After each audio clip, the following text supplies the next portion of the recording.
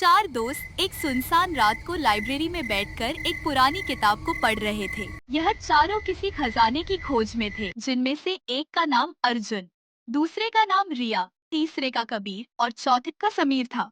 तभी अर्जुन बोला, देखो, इस किताब में लिखा है कि काल गुफा में आज भी राजा विक्रम का खजाना छुपा है। तभी सिया बोलती है। लेकिन मैंने सुना है वहाँ जाने वाला कोई वापस नहीं आया। तभी कबीर बोलता, डरपोक कही कि चलो तो सही, अगर हमें खजाना मिल गया तो हमारी लाइफ बन जाएगी और इसी बहाने हमारा एडवेंचर भी हो जाएगा। तभी सिया बोली, लेकिन वहाँ सच में कोई हो और हम सब गायब हो जाए। वह चारों एक दूसरे को डर के माहौल से देखते, लेकिन फिर भी वह हिम्मत करके चारों उस पुरानी किताब को लेकर जंगल की ओर चल पड़ते।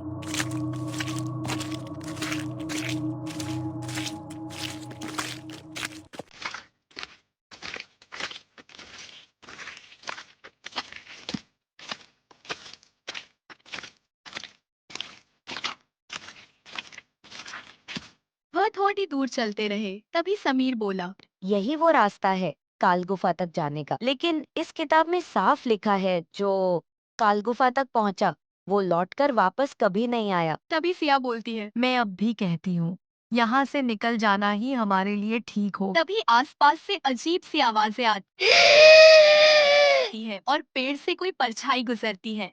सभी यह देखकर डर जाते हैं। तभी सिया बोलती है। मैंने कहा था ना ये जगह ठीक नहीं है। तभी अर्जुन बोला, चलो, अब पीछे नहीं हट सकते। वह चारों डरे सहमे जंगल में चलते रहते।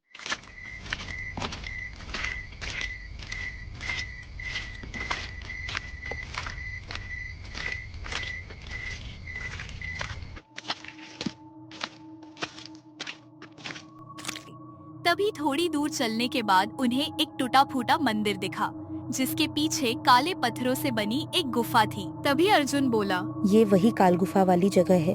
यहाँ लिखा है, जिसने भी सत्य जानने की कोशिश की उसे उसकी परछाई खा गई।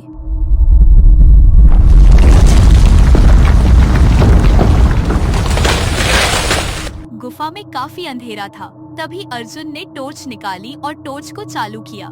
जैसे ही गुफा में रोशनी हुई, तभी उन्होंने देखा कि गुफा की दीवारों पर प्राचीन चिन्ह, हड्डियों के ढांचे, रहस्यमयी संकेत लगे हुए थे। तभी सिया बोलती है, ये तो असली हड्डियाँ हैं। शांत रहो और आगे चलो, खजाना पास ही है। केस वह गुफा में आगे चलते।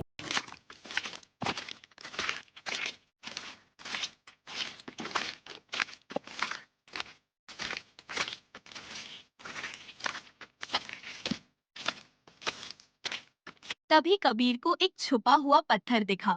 जैसे ही वह उस पत्थर को दबाता, एक दरवाजा खुलता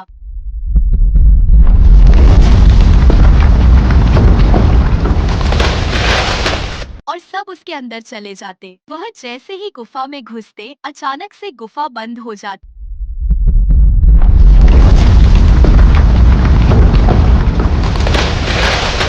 है और चारों दिशाओं से काला धुएं के भूत प्रकट होते हैं। तभी गुफा की आत्मा आती और बोलती, तुमने मेरी शांति भंग की है, तुम्हें इसकी सजा मिलेगी। तभी सिया चिल्लाती और बेहोश हो जाती। समीर छुप जाता। अर्जुन और कबीर उससे लड़ने की कोशिश करते। समीर एक पत्थर के पीछे छुपा हुआ था।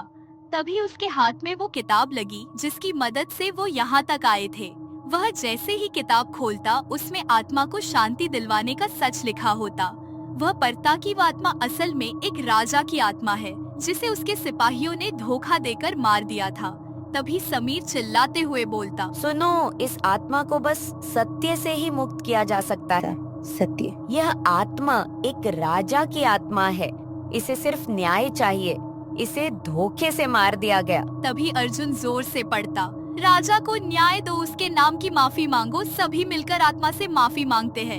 एक तेज रोशनी होती और आत्मा शांत हो जाती है। अब मैं मुक्त हूँ, तुम सच्चे साहसी हो। फिर गुफा में छिपा खजाना बाहर आता है, लेकिन साथ ही चेतावनी भी, लालच मत करना। हमने जो देखा वही सबसे बड़ा खजाना है, जिंदा रहना। फिर वह चारों गुफा से बाहर आ जाते।